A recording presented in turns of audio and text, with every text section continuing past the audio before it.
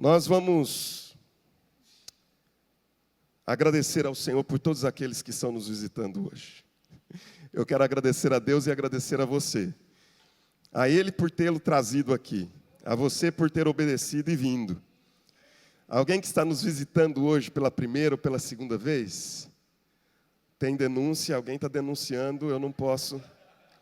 Sempre que há uma denúncia, a gente tem que averiguar os fatos, vamos investigar, tem visitante. Que Deus abençoe, seja bem-vindo aqui também, um casal, muito obrigado pela presença de vocês. Recebam o nosso carinho, recebam a lembrança da nossa igreja também, lá no fundo. Um jovem, Deus abençoe. Mais alguém? Aqui, ali à esquerda da Val, né? Deus abençoe, seja bem-vinda, querida, no nosso meio. Obrigado pela tua presença. Receba o nosso carinho e essa lembrança da nossa igreja também. Amém? Todos são sempre bem-vindos na casa do Senhor. Especialmente nós queremos receber, acolher com muita alegria a família do pastor Tiago. Eles, desde o dia 3 deste mês de janeiro, já estão residindo em Marília e estão em mudança, porque quando a gente não muda de um dia para o outro, né? Mudança é um processo, não é como a conversão é de um dia para o outro, não existe estou me convertendo, né? Agora mudança não, mudança é sempre no gerúndio, mudando. E aí eu gostaria de chamá-los aqui para frente, para nós orarmos, recebê-los, pastor Tiago, a Ana Luísa, que é a filhinha que está do lado do Tiago ali, a Monique, a esposa, e a Ana Beatriz. Deus abençoe a vida de vocês, que essa mudança seja um momento marcante na história da família de vocês, que Deus possa fazer com que essa experiência seja uma experiência que marque a história de uma maneira poderosa, no nome de Jesus. Eu sei que é um desafio enorme, que é um desafio grande, mas Deus está nesses desafios, né? Quando Ele disse para Abraão, sai da tua terra, da tua parentela e vai para a terra que eu te mostrar, isso deve ter soado à mente, ao coração de Abraão como um grande desafio. Mas em obediência e por fé, ele o fez e Deus o abençoou e o lhe fez pai de multidões. Que seja assim com a vida de vocês também, em nome de Jesus. Vou convidar a minha esposa, Sônia, para vir aqui orar. Já orou pela manhã, vamos orar agora novamente. Estenda as mãos para cá. Depois, deixa eu até te falar uma coisa, antes, pode abaixar a mão.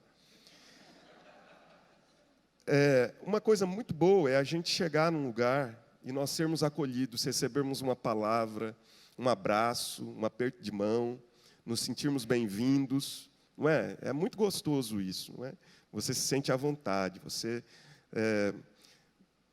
se livra de quaisquer pesos que você possa estar sentindo. Então, eu queria desafiar você no final desse culto, não deixá-lo sair sem receber o seu abraço, o seu aperto de mão, tá certo? Então, você tem esse encargo hoje, essa responsabilidade de dar um abraço, dizer para essa família que eles são muito bem-vindos no nosso meio. Agora, estende a mão para cá.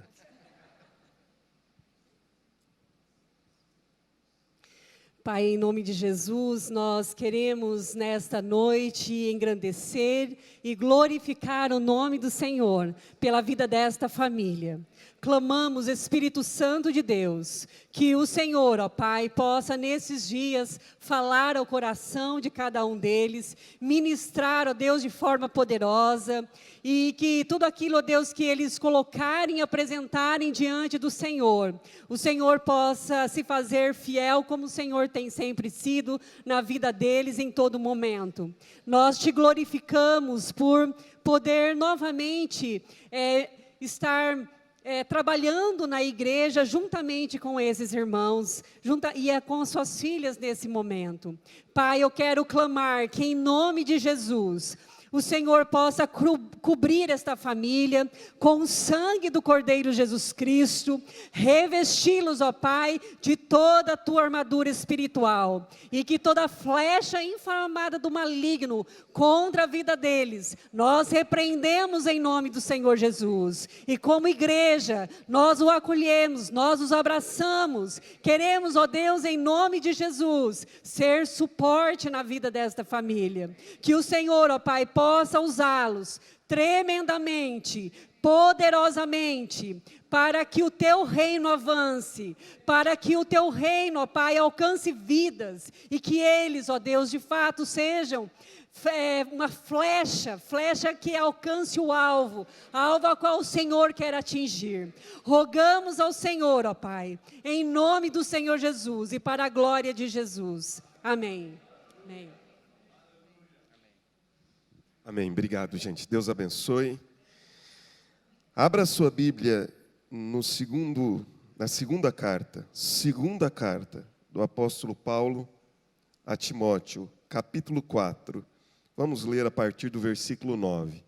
2 Timóteo, capítulo 4, do versículo 9 em diante. Nós vamos ler até o verso 18.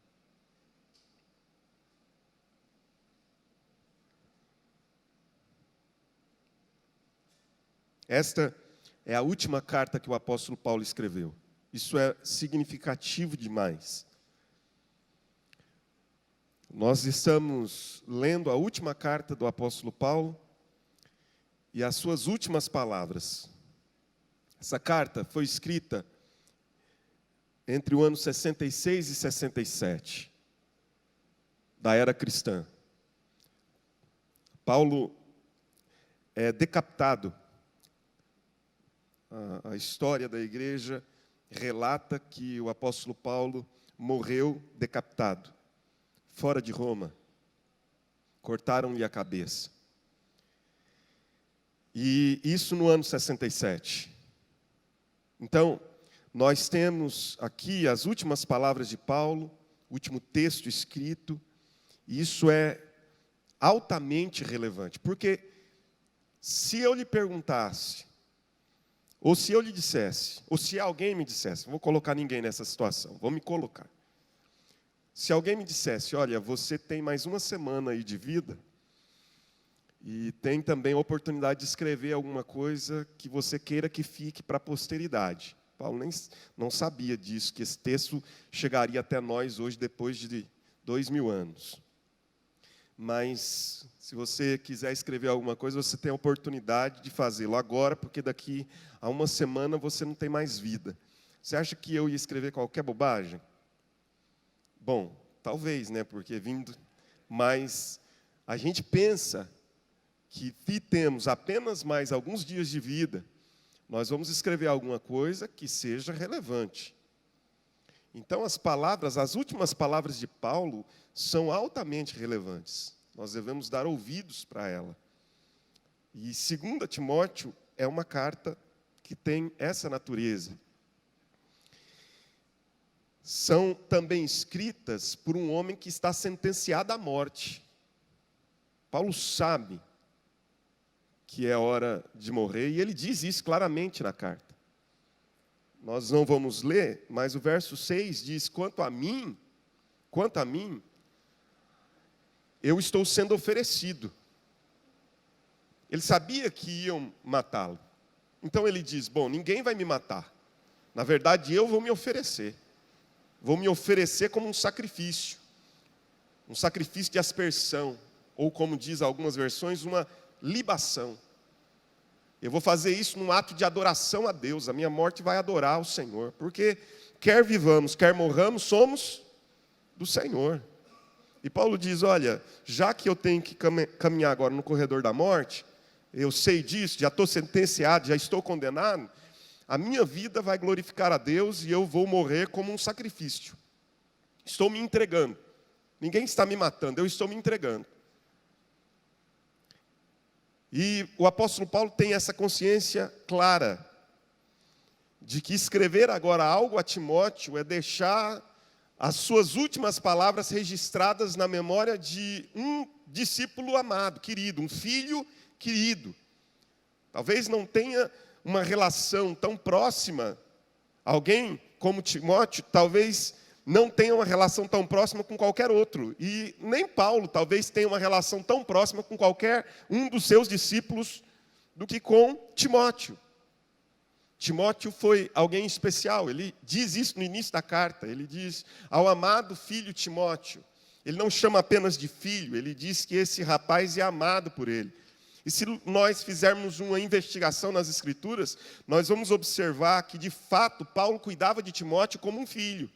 Ele dava alguns conselhos a Timóteo que eram exclusivos para Timóteo, do tipo, olha, cuide do seu estômago, porque você tem esse problema de gastrite, não sei se era gastrite, era um problema estomacal, mas você tem esse problema porque você é uma pessoa ansiosa.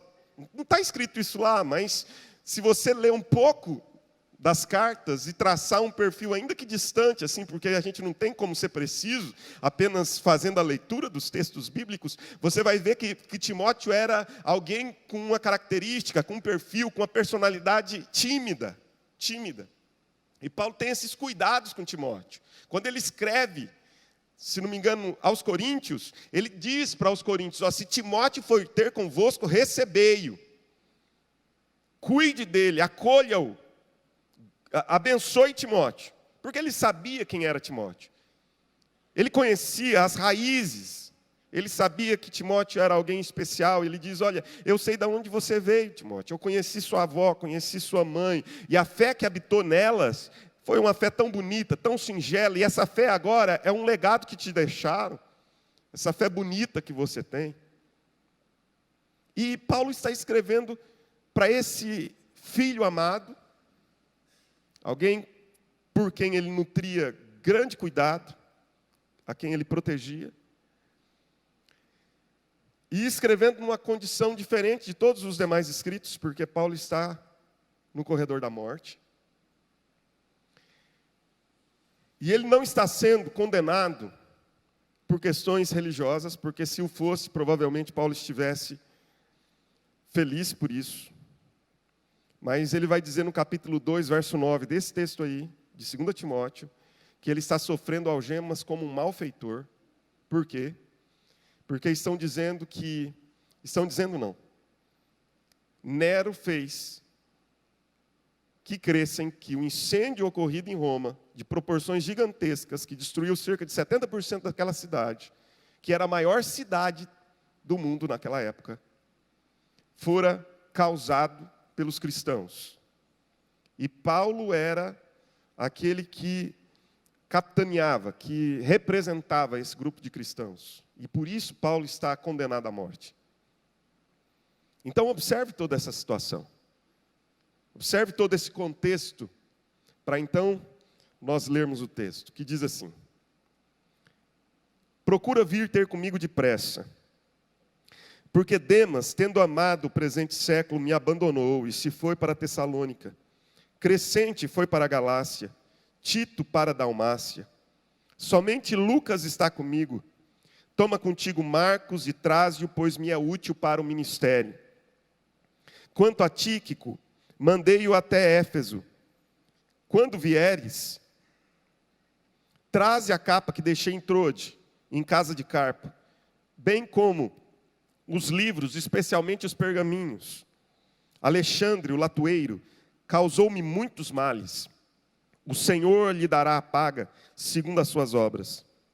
Tu, guarda-te também dele, porque resistiu fortemente às nossas palavras. Na minha primeira defesa, ninguém foi a meu favor, antes todos me abandonaram. Que isto não lhe seja posto em conta.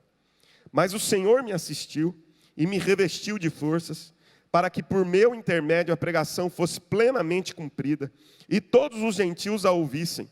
E fui libertado da boca do leão. O Senhor me livrará também de toda obra maligna, e me levará a salvo para o seu reino celestial. A Ele, glória pelos séculos dos séculos. Amém. Eu queria trazer aos irmãos, baseado neste texto e no tema o fim, ou antes do fim da jornada, 3 princípios que alcançaram meu coração na leitura desse texto, e eu queria apenas compartilhar esses princípios. Por que antes do fim da jornada? Porque Paulo sabe que o seu fim chegou. Ele diz, o tempo da partida é chegado. O tempo da minha partida é chegado. E no final do ano passado, nós encerramos o nosso ano com 3 mensagens. Todas baseadas no livro de Josué. A primeira, nós falamos a respeito da partida. Quando Josué, no capítulo 1, sai, ou melhor, se prepara para entrar na terra prometida. Depois nós falamos sobre correção de rota. Porque na jornada, nós precisamos partir de algum lugar com destino, com um objetivo, com uma meta. Mas nós precisamos, eventualmente, se necessário, fazermos correção de rota. Correções de rota são necessárias ao longo da jornada. Na vida cristã, A.W. Tozer diz algo que eu guardo no meu coração. Ele diz, na vida cristã, não importa tanto a distância percorrida, a velocidade empreendida, mas sim a direção tomada.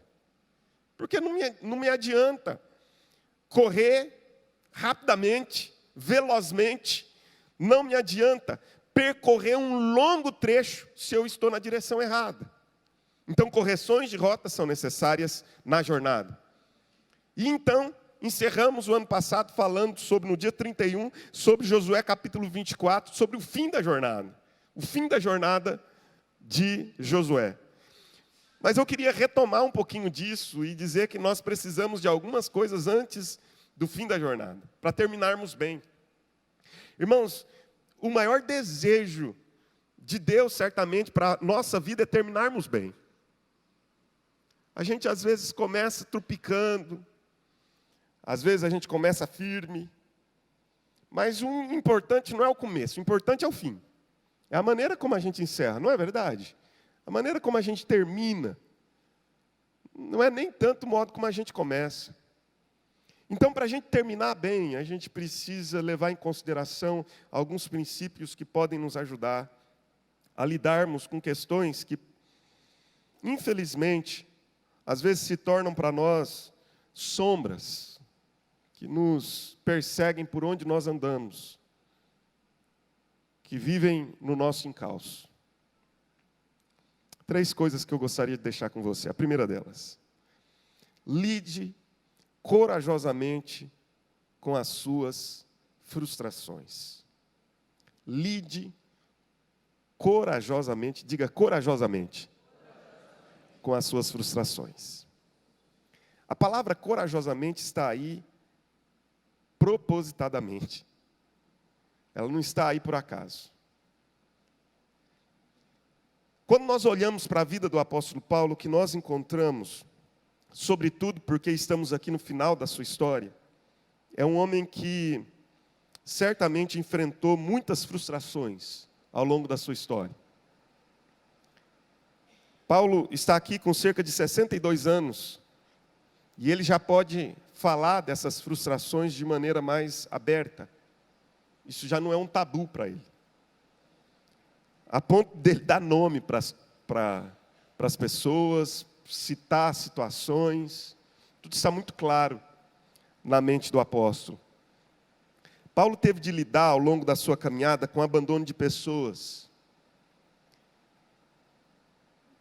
Pessoas que talvez ele julgasse serem aquelas que estariam com ele nesses momentos mais severos, mais críticos.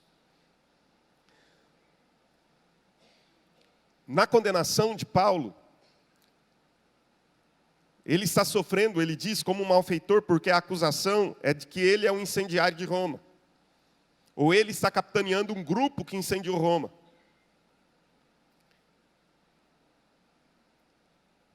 E certamente, Paulo vai para aquela audiência, enfrentar aquele juiz, com algo em mente. De que alguém vai estar lá para depor a seu favor, porque afinal de contas, tem muita gente que o conhece, muita gente que sabe quem é Paulo, e que sabe que Paulo não foi um homem que cometeu as atrocidades que o estão acusando de ter cometido.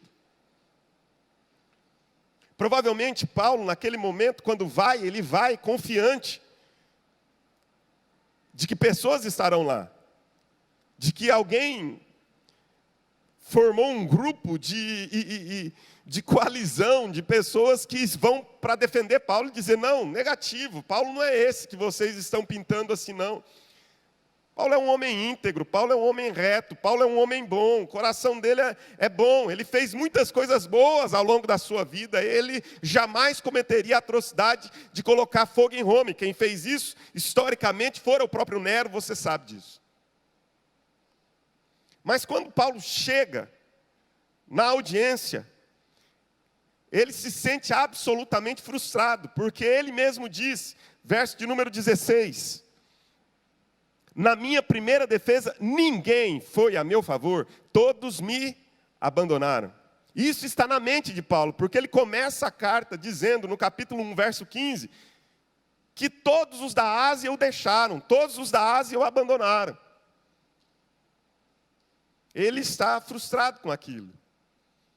Quando Paulo vai se despedir, ele diz o seguinte, olha, eu combati o bom combate, acabei a carreira, guardei a fé. Quanto a mim, já me está reservada a coroa da justiça que o reto juiz. Por que será que existe essa palavra ali, reto juiz? Porque Paulo sabe que a justiça que eles estão aplicando é, na verdade, uma injustiça. Que aquilo não fora cometido por ele. Ele está sofrendo algemas como um malfeitor. Paulo teve de lidar com o desprezo de alguns que não queriam estar ligados ao nome dele. Uma coisa que me chama a atenção nessa carta é a quantidade de vezes, sobretudo no capítulo 1, que Paulo tem que falar a respeito de vergonha. Eu disse do cuidado que Paulo tinha com Timóteo. Ele inicia a carta dizendo, ao meu amado filho Timóteo. Em seguida, no verso 3, ele diz, olha Timóteo, eu tenho servido a Deus com consciência pura. Essa fé que eu recebi lá desde os meus antepassados, eu tenho servido a Ele com consciência pura, Timóteo. E em seguida ele diz algo que talvez chame a atenção de alguns de nós, porque ele diz para Timóteo, não te envergonhes, versículo 8, não te envergonhes do meu testemunho, do testemunho do Senhor, mas também não te envergonhes do meu testemunho, não te envergonhes das algemas, não se envergonhe do meu encarceramento, participa comigo dos meus sofrimentos, não se envergonhe disso. Isso provavelmente porque existem pessoas que não querem mais ter o nome ligado a Paulo, porque Paulo é alguém que é persona não grata. Ninguém quer ter o seu nome ligado a Paulo, e quando ele olha para Timóteo, ele diz, Timóteo, não se envergonhe de mim. E em seguida ele vai dizer, no capítulo 1 também, versículo de número 12, eu não me envergonho, porque eu estou sofrendo essas coisas. Todavia, eu tenho certeza que aquele em quem tenho crido vai guardar o meu depósito até aquele dia, porque ele é poderoso para fazer isso. Em seguida, fazendo uma referência à casa de Onesíforo, ele vai dizer, esses irmãos dessa casa foram irmãos queridos, que não me abandonaram e nunca se envergonharam de mim. Porque essa ideia de Paulo, de ficar falando a respeito de não se envergonhar, provavelmente porque o abandono tem a ver também com aquilo que Paulo temia, pessoas que estão agora se envergonhando dele porque o nome dele foi para o lixo. Porque de vez em quando Deus nos abate a ponto de fazer com que a nossa reputação chegue no nível mais baixo, para mostrar que nós só precisamos dele para viver. Nós não precisamos nem de um bom nome, nós precisamos apenas dele para viver.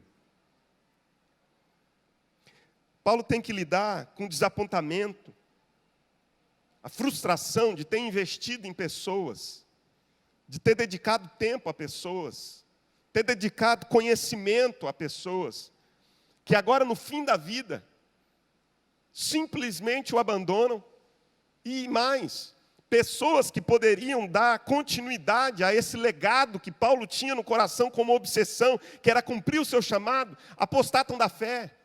Olha o que ele diz no verso de número 10. Porque Demas, tendo amado o presente século, me abandonou e seguiu para Tessalônica. Paulo está falando de um homem, Demas, que não era qualquer um. Quando você vai estudar os escritos de Paulo, esse Demas está presente em Colossenses capítulo 4. Em Filemão, versículo 24. Esse Demas está colocado ao lado de Lucas e de Marcos, 2 evangelistas. E Paulo diz assim: saúda-vos também Aristarcos, Demas, Lucas e Marcos, meus cooperadores. Esse Demas andou ao lado de Paulo, se tornou cooperador de Paulo, ajudador de Paulo, alguém a quem Paulo transferiu conhecimento, revelações que ele havia recebido do alto, e agora simplesmente o homem apostata da fé, abandona a fé, não quer mais saber, ama o presente século, gente em quem nós investimos, e às vezes nos abandonam, e mais, pior, abandonam a Deus. Qual não é a frustração no coração de Paulo? Qual não é a frustração de ter investido, de ter dedicado tempo e tantas outras coisas, e agora está vivendo esse momento no final da vida de frustrações? Irmãos, a nossa vida é uma vida onde invariavelmente nós enfrentamos desapontamentos, enfrentamos frustrações. Quando nós não nos frustramos com o outro, nós somos a causa das frustrações, dos desapontamentos. Mas nós precisamos enfrentar corajosamente, lidar corajosamente com isso. Por que eu estou dizendo? Porque cada vez mais nós estamos recebendo a herança de uma geração que não consegue lidar com as suas frustrações, e nós estamos formando uma geração frágil demais diante das frustrações. Preste atenção nisso, por favor.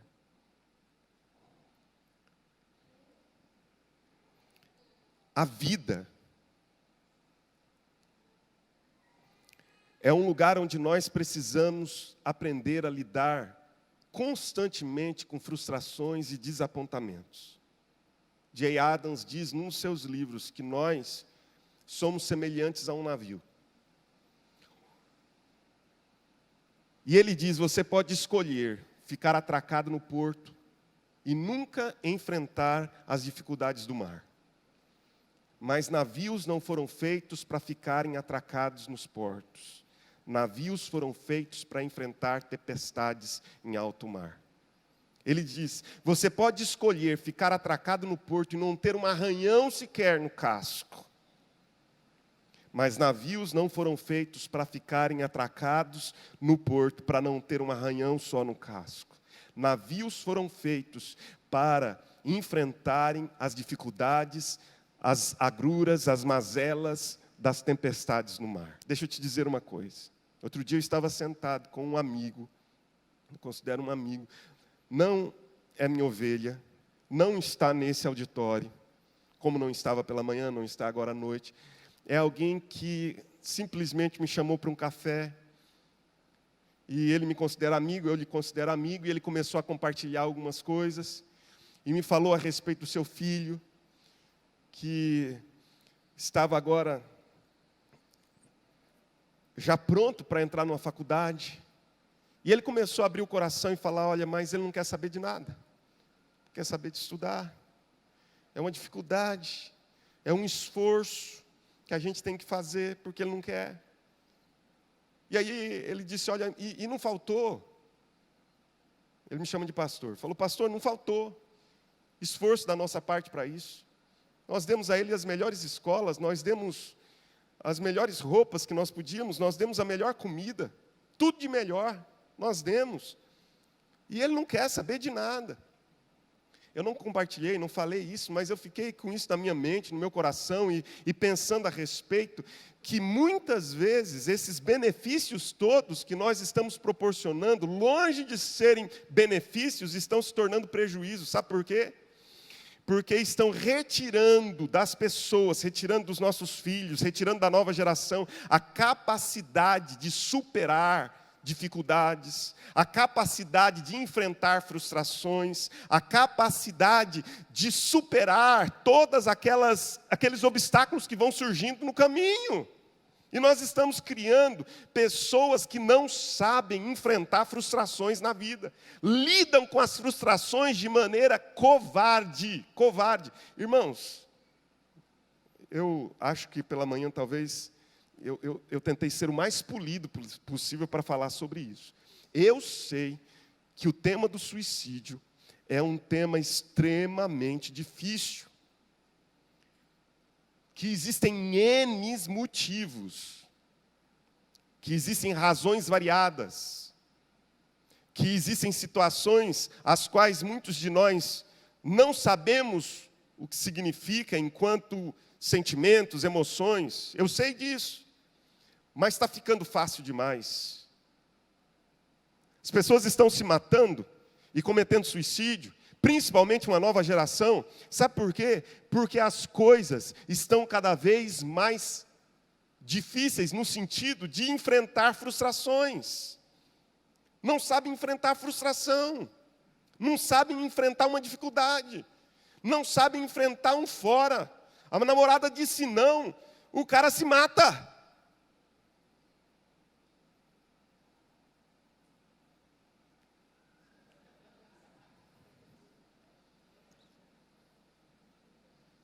Depois vá perguntar para o pastor Guto do testemunho dele.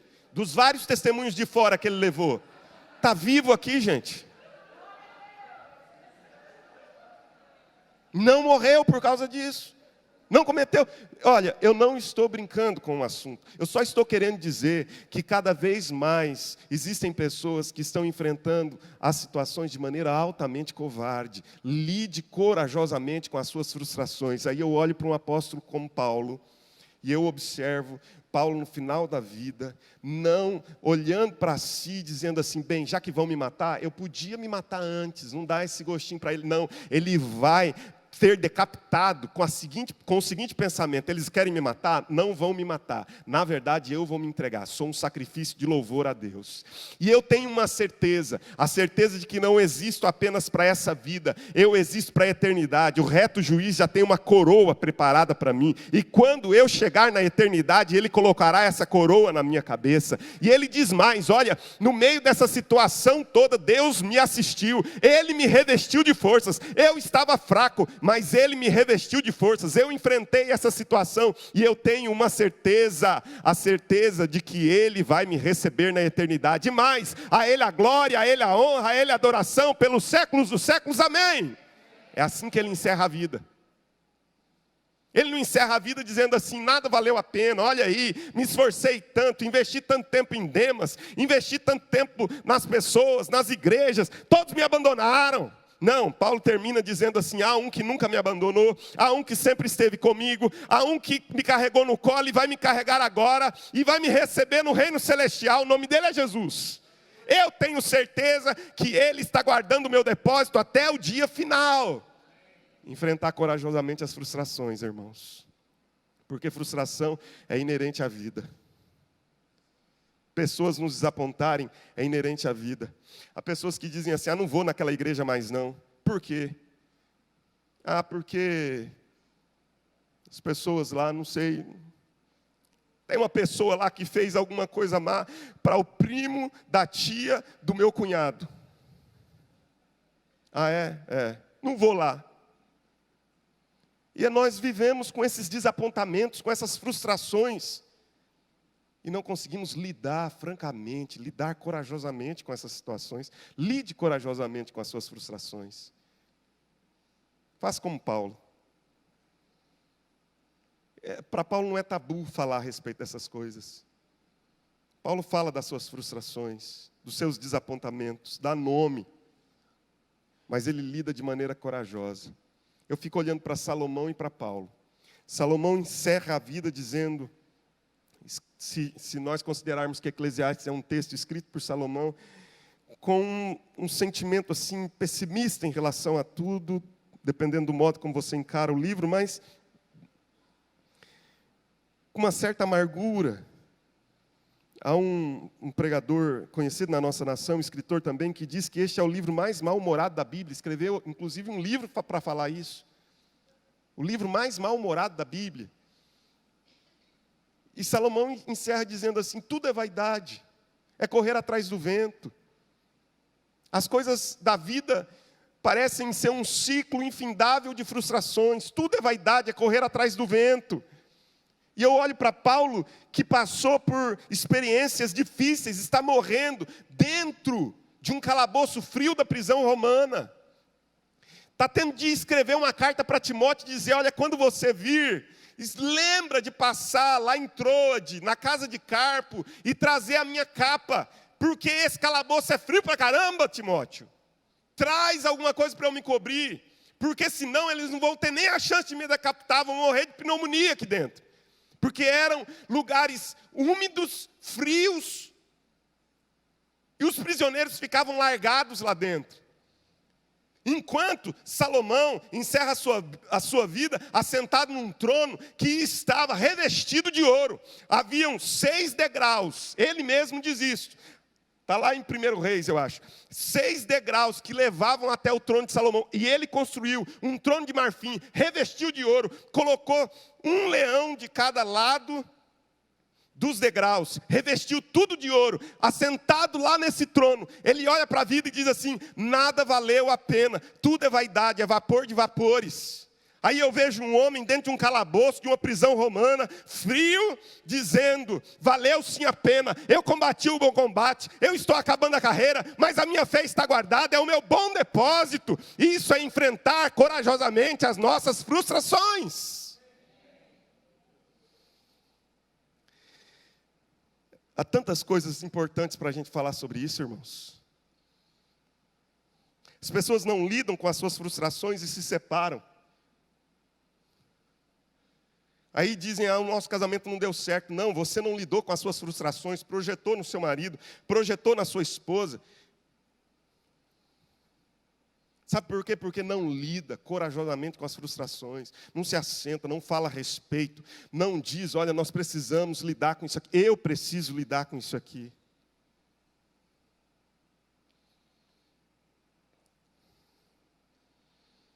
Pessoas que ficam colocando a culpa nos seus antepassados. Eu sou assim porque o meu pai, porque o meu avô. Pare de projetar culpas, de transferir culpas. Lide com as suas frustrações de maneira corajosa. Segundo lugar, ressignifique os seus traumas. O que é um trauma, né? Trauma é uma fissura, trauma é uma rachadura nesse cristal que nós somos. Depois da queda, nós nos tornamos pessoas muito frágeis e rachaduras são muito comuns, fissuras são muito comuns em nós, nos nossos sentimentos, nas nossas emoções, na nossa mente. E traumas foram comuns a Paulo.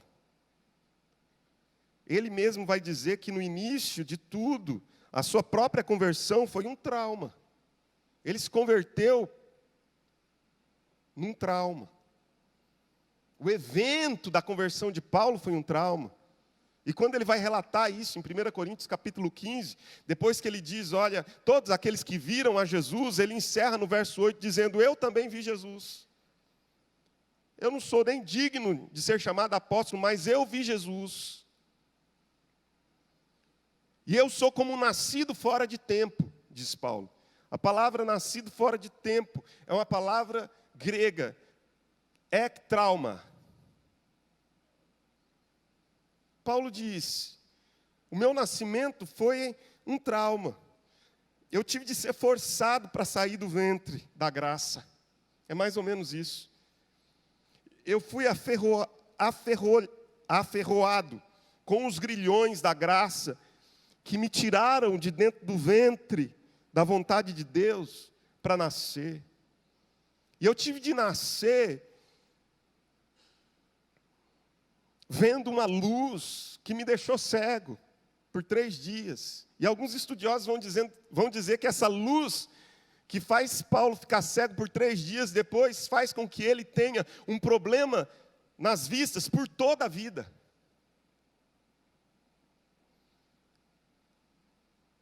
E a partir dali, o que é que Paulo enfrenta? Perseguições, desprezos,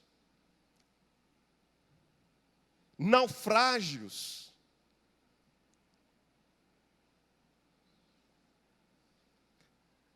Apedrejamentos. Eu vou apenas, como exemplo, te falar de Atos capítulo 14, que foi o apedrejamento em Listra. Por favor, fique aqui comigo. Diz que alguns judeus se reuniram, depois que Paulo e Barnabé pregam na primeira viagem missionária, um coxo é curado. E os pagãos querem, inclusive, endeusar Paulo e Timóteo, Paulo e Barnabé. E depois que eles conseguem se livrar, se desvencilhar daquela situação, dizendo, não, nós não somos deuses, nós somos servos do Deus Altíssimo, e pregarem o Evangelho, diz que um grupo de judeus se reúne, cria uma confusão, e apedrejam Paulo. Olha que situação, né? Do céu ao inferno. E apedrejam Paulo, e Paulo é arrastado para fora da cidade e dado como morto. E quando as pessoas se aproximam, os discípulos se aproximam de Paulo, talvez já com o sentimento de velá-lo e de sepultá-lo, quando aproximam de Paulo, Paulo abre um dos olhos e percebe que são os discípulos e diz, gente, deixa eu levantar, sacudir a poeira e voltar para pregar o Evangelho. E ele vai fazer isso. Tal era... Paulo tem uma personalidade compulsiva, né, obsessiva. Ele diz, olha, eu considero a minha vida como nada, desde que eu cumpra a missão para a qual Deus me chamou. Nada é importante para mim. O mais importante é cumprir a minha missão. Então Paulo tem esse sentimento de que ele tem que cumprir a missão. Ele se levanta, gente, e vai pregar o Evangelho. Pense, se você sofre um apedrejamento, as pessoas te apedrejaram tanto que elas pensam, bom, agora morreu. O que você vai fazer depois que levantar? Você não morreu, você viveu. O que você vai fazer depois que levantar? Eu vou para casa, eu não quero mais saber disso. Eu vou viver o meu... o meu trauma pós-traumático, sei lá. Eu vou estar tão traumatizado que eu quero ir para casa, eu não quero mais saber disso. Paulo se levanta, vai pregar o Evangelho, ninguém para isso.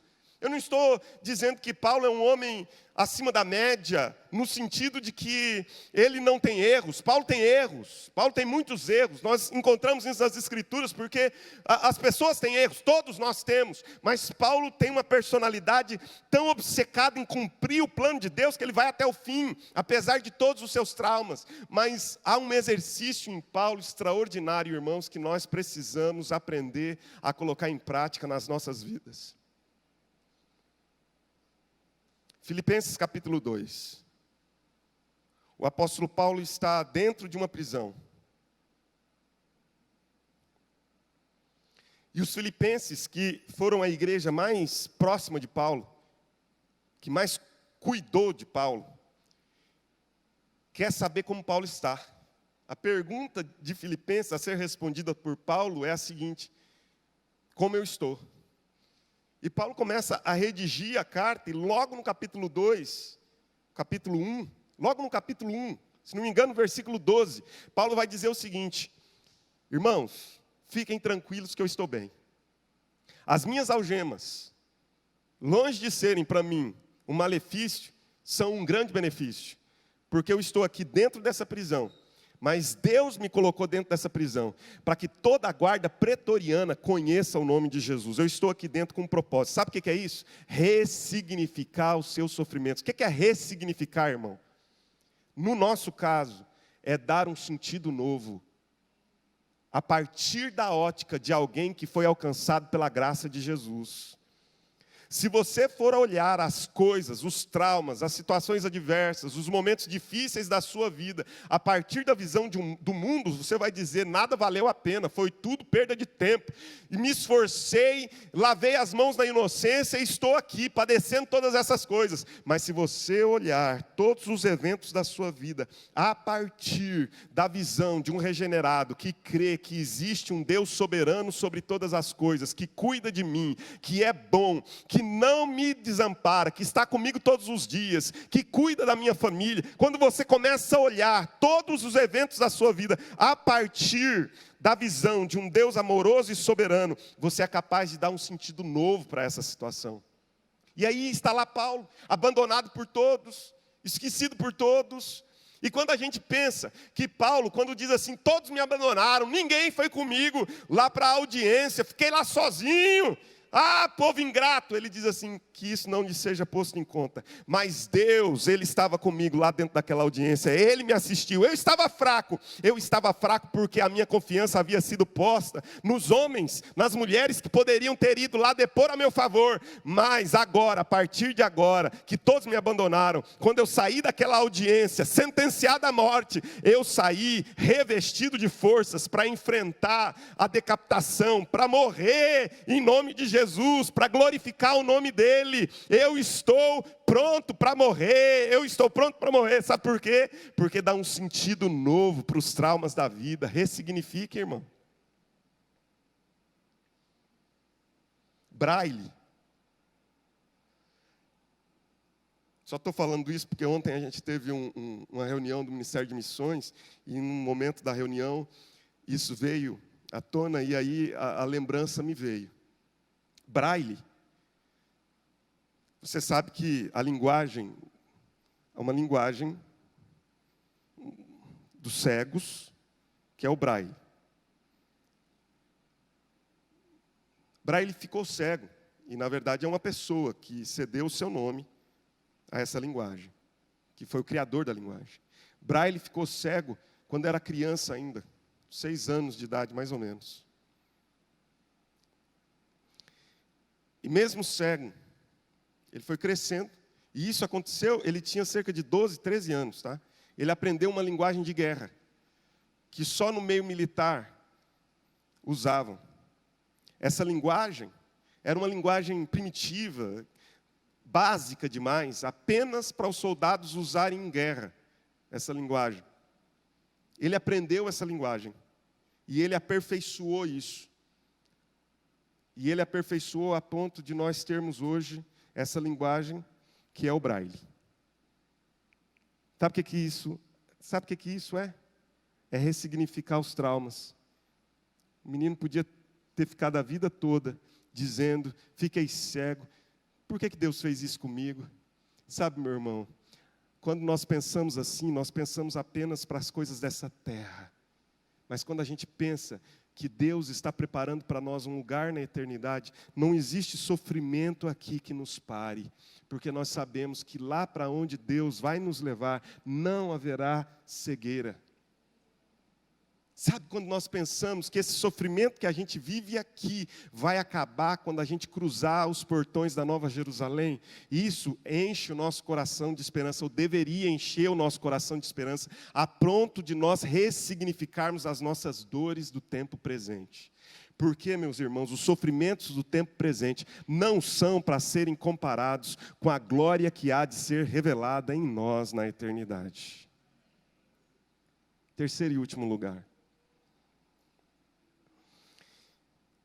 Trate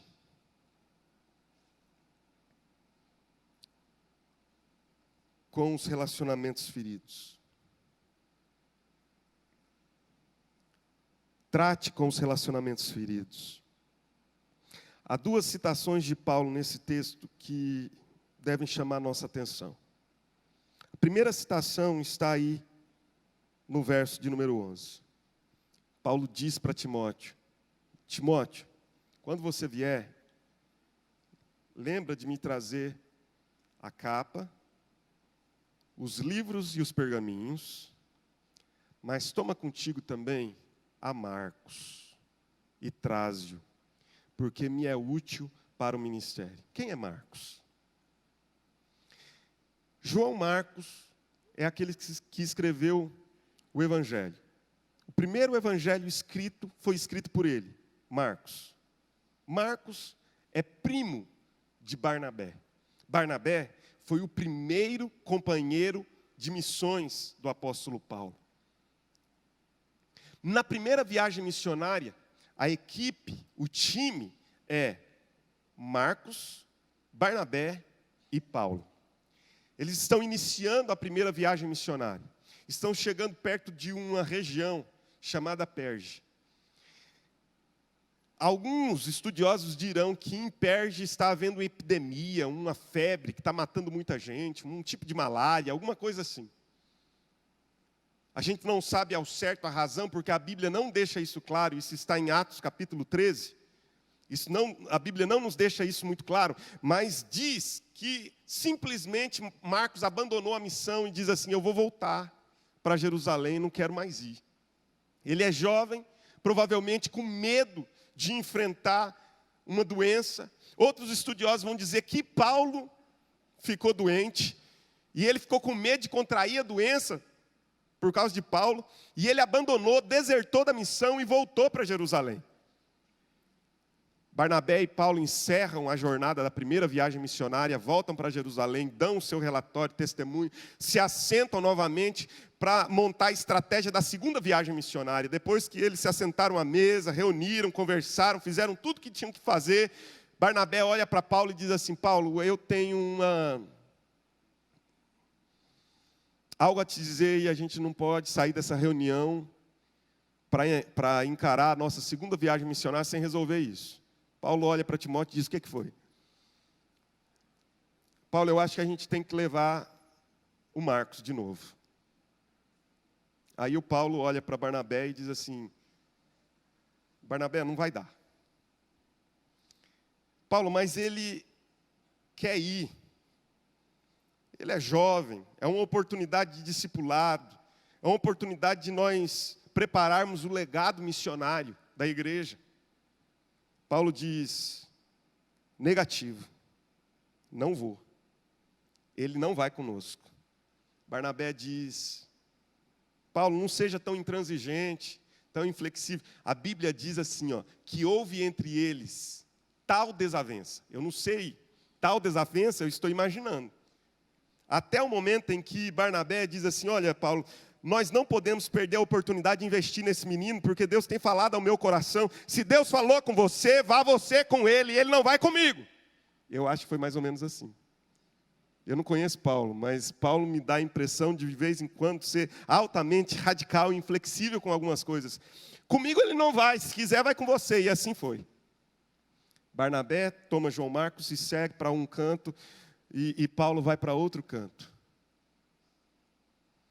Interessante que Filemão, capítulo 24, a Bíblia diz que Paulo ali já está escrevendo para Filemão e diz: olha, Marcos é um dos meus cooperadores.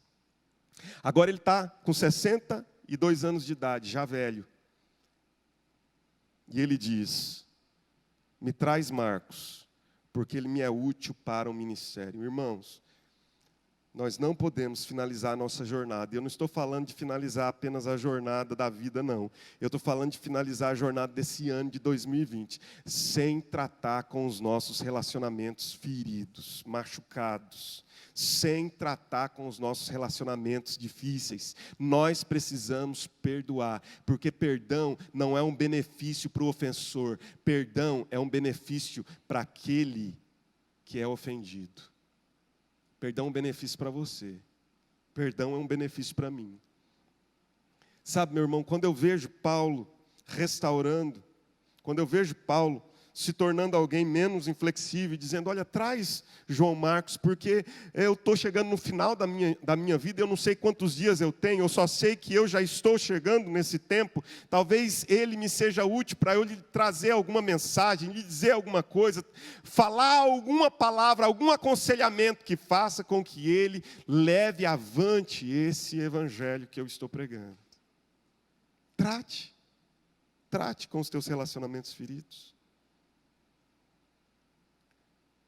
Só que existe uma outra referência aqui que me chama a atenção. É Alexandre o Latueiro. Paulo, a respeito de Alexandre o Latueiro, ele diz assim, olha, quanto a Alexandre o Latueiro, você fica longe dele. Diz para Timóteo, fique longe dele. Ele me causou muitos males, ele me resistiu às palavras. Alguns dirão que Alexandre o Latueiro foi o delator de Paulo ao Império Romano, que culmina com a prisão e a morte de Paulo. Uma coisa é quando a gente lida com pessoas que nos marcam, que nos magoam, que nós magoamos, mas fazemos isso por causa da nossa imaturidade, como Marcos, como Paulo, por causa de um traço de personalidade. Às vezes a pessoa é mais dura mesmo, é menos flexível, a palavra é mais enfática, e aí a gente se sente, uma coisa é isso, outra coisa é quando deliberadamente nos fazem mal, isso machuca demais, eu sei. Uma coisa é você lidar com João Marcos, outra coisa é lidar com Alexandre Latueiro. Mas, meus irmãos, mais uma vez, Paulo me dá uma lição aqui. Na verdade, não, Paulo, o Espírito Santo escrevendo através de Paulo, e eu sei que isso é um confronto para mim e para você. Você não está confortável com isso nessa noite, eu sei disso. Mas nós não estamos aqui para ficarmos confortáveis, nós estamos aqui para sermos transformados, irmãos. Agora preste atenção, em relação a Alexandre Latueiro, que deliberadamente fez mal a Paulo, ele diz, causou-me muitos males. Ele diz, eu vou entregar para Deus, Deus lhe dará a paga. Meu irmão, o próprio Paulo nos ensina em Romanos capítulo 12, não vos vingueis a vós mesmos, irmãos, mas dai lugar à ira de Deus. O que isso significa? Significa que nós não somos chamados a retribuir a ninguém, nós não sabemos fazer justiça, por isso Paulo entrega nas mãos de Deus, porque Deus sabe como resolver as demandas em relação a nós. Não faça justiça, entregue nas mãos de Deus, entregue nas mãos do Senhor, deixe os Alexandres Latueiros nas mãos de Deus, não tente fazer justiça, não tente fazer isso falando mal. Hoje em dia, a moda é escrever um texto cheio de código, incógnito, dentro de uma rede social, coloca no Facebook, tem gente que entende, tem gente que não entende, e aí quanto mais curtida tiver, melhor, aí eu me sinto bem, porque afinal de contas agora eu desabafei. Entrega para Deus, fecha a porta do teu quarto, dobra o teu joelho e diz, Senhor, está nas tuas mãos esse Alexandre Latueiro aqui, mas eu não tenho condições de fazer justiça, porque eu não sei fazer justiça. Entrega para Deus. Só assim a gente encerra a nossa jornada com um louvor a Deus. Vamos ficar de pé? Olha como Paulo encerra a sua caminhada. Ele diz, o Senhor me assistiu, me revestiu de forças, para que por meu intermédio a pregação fosse plenamente cumprida, e todos os gentios a ouvissem, e eu fui libertado da boca do leão. O Senhor me livrará também de toda obra maligna, e me levará salvo para o seu reino celestial.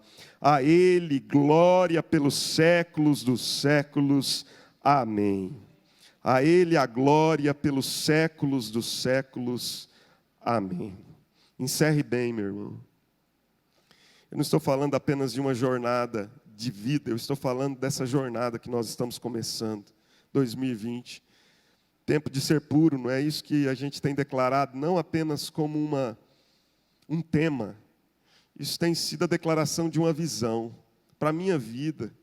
E eu vejo que alguns irmãos estão também fazendo isso. Para a nossa vida pessoal, é uma declaração de visão para a vida, é tempo de ser puro. E pureza fala, irmãos, de talvez termos de permitir que o agricultor que é o Pai, comece uma limpeza nesse ramo que é a nossa igreja, nesse ramo que é você. E essa limpeza comece com o Senhor mexendo no baú das nossas memórias, com o Senhor aparentemente permitindo uma certa bagunça nessas frustrações que a gente guarda lá nesse baú e deixamos quietinho, mas não lidamos corajosamente com isso. Essa limpeza talvez passe em Deus tirando lá debaixo das profundezas e trazendo para a superfície alguns traumas, algumas rachaduras, algumas fissuras, e Deus dizendo, ressignifica isso, dá um sentido novo para isso, não se amargure por isso, creia na minha soberania, creia na minha bondade, creia no meu cuidado para com a sua vida. Por mais que você tenha passado por essa dificuldade, essa adversidade, essa dor, eu tenho um propósito. Paulo estava numa prisão romana, mas ele diz, olha, Deus estava cumprindo plenamente o seu propósito. Deus está cumprindo plenamente o propósito na sua vida, creia nisso. Trate, meu irmão, com esses relacionamentos feridos. Não permita que essa ferida se transforme num câncer. Não permita que essa raiz de amargura se transforme numa árvore. Ela não vai dar bom fruto. Não vai dar bom fruto. Arranque essas raízes agora, em nome de Jesus. Entrega para Deus quem te feriu. Pessoas que deliberadamente falaram de você, pessoas que deliberadamente foram desonestas com você, pessoas que deliberadamente planejaram, arquitetaram, orquestraram mal contra você, e você diz, estão fazendo mal contra mim. Abandona essa ideia de fazer mal para as pessoas. A Bíblia diz, pagai o mal com o bem. Pagai o mal com o bem. Não amaldiçoeis. Abençoe aqueles que te perseguem. Meu irmão, isso é ser cristão. Não é fácil mesmo, não. Mas é isso que a palavra de Deus nos chama para fazermos. Entrega o Alexandre Latueiro nas mãos de Deus e diga, Senhor, está nas tuas mãos. É o Senhor que retribui, não sou eu. A vingança não me pertence, a vingança pertence ao Senhor. Está nas tuas mãos. Da minha parte, eu estou perdoando. Da minha parte, eu estou liberando. Da minha parte, eu não estou mais acorrentando essa pessoa. Ela não mais estará acorrentada a mim. Ela está nas tuas mãos, Senhor. E você vai ter de se alegrar se Deus levar essa pessoa à conversão, sabe? Aí, eventualmente, Deus traz essa pessoa para sentar aqui nesses bancos, junto com você, e adorar o Senhor. E você vai dizer, louvado seja o teu nome, porque o Senhor é reto juiz. Se fosse eu fazendo justiça, essa pessoa estava morta e sepultada. Mas quando o Senhor faz justiça, o Senhor faz algo extraordinário acontecer. Entrega nas mãos de Deus, meu irmão, de uma vez por todas, em nome de Jesus. Você pode orar comigo nesse momento?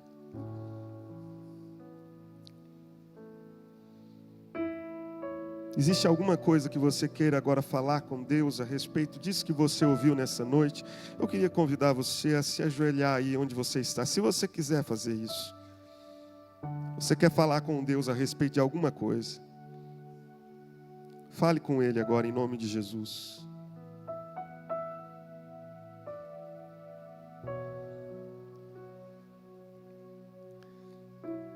Esse ano será o melhor ano da minha vida, até que chegue 2021. Esse será o melhor ano da minha vida, e eu creio que será o melhor ano da sua vida. Isso não significa que será um ano fácil. Às vezes o melhor para Deus é quando Ele mexe nas coisas que não são difíceis, nas coisas que não são complexas. Às vezes é o melhor para Deus, porque Ele está fazendo uma obra muito maior e melhor.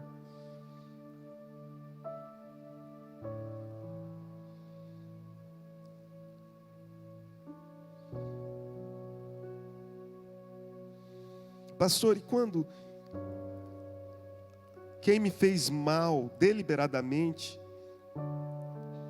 eram pessoas que deveriam me proteger? Entrega para Deus. Entrega nas mãos dEle. Entrega nas mãos dEle. Meu irmão, entrega nas mãos dele. Para de reter isso nas tuas mãos. Para de alimentar e adubar essa raiz. O fruto não será bom. Entrega nas mãos do Eterno. Entrega nas mãos do Eterno. Ele está aqui com as suas mãos estendidas. Ele só está esperando que você entregue e Ele vai dar solução para isso. Ele vai resolver isso. Ele vai resolver isso.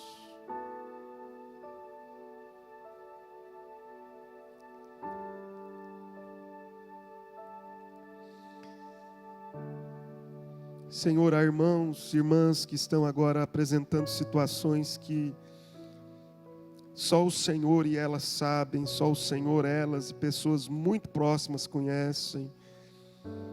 Mas elas estão agora resolvendo diante do Senhor, decidindo diante do Senhor tomar algumas posições. Eu quero colocar agora esses meus irmãos nas tuas mãos, porque não é fácil. Senhor, esse ano de 2020 é ano de ser puro, é tempo de ser puro, Senhor, e não é fácil. O Senhor começa a cortar coisas que nós não queríamos que fossem cortadas, porque ao cortar, ao podar, machuca. Senhor, no primeiro momento parece um ato tão cruel, mas depois, quando nós começamos a perceber, Senhor, novos brotos, quando nós começamos a perceber que há um florescimento, logo vem, Senhor, uma colheita abundante, muitos frutos, e é isso que o Senhor quer fazer na vida dessa igreja. O Senhor quer purificar, para que ela que dá fruto passe a dar mais fruto ainda, e esse fruto permaneça para a eternidade. Então eu peço ao Senhor agora, nesta noite, que o Teu Espírito tenha paciência comigo, que o Teu Espírito tenha paciência com os meus irmãos. Seja paciente conosco, Senhor, seja paciente conosco. Nós somos tão frágeis, nós somos de fato, Senhor, um cristal que recebe, ó Deus, muitas fissuras, muitas rachaduras, e ajuda-nos agora, Senhor, ajuda-nos agora, eu te peço, em nome de Jesus. Fortalece, renova, revigora, reveste de forças esse meu irmão, reveste de forças essa minha irmã, Senhor, assiste a cada um, eu te peço que seja assim, e que o Senhor vá nos guardando para nos apresentar irrepreensíveis e sem máculas no Teu reino celestial, para a glória, para o louvor e para a honra do nome de Jesus, em nome dEle, amém e amém. Que o Senhor te abençoe, que o Senhor te guarde, que o Senhor levante o rosto sobre ti, que o Senhor te dê a paz, que Ele faça resplandecer sobre ti o rosto e tenha misericórdia de ti, que a graça de Jesus nosso Senhor, o amor de Deus o Pai, e a comunhão, consolo, a unção, os dons e o fruto do Espírito, sejam e permaneçam sobre a sua vida agora e para sempre, em nome de Jesus, amém e amém. Que Deus te abençoe, vamos na paz do Senhor.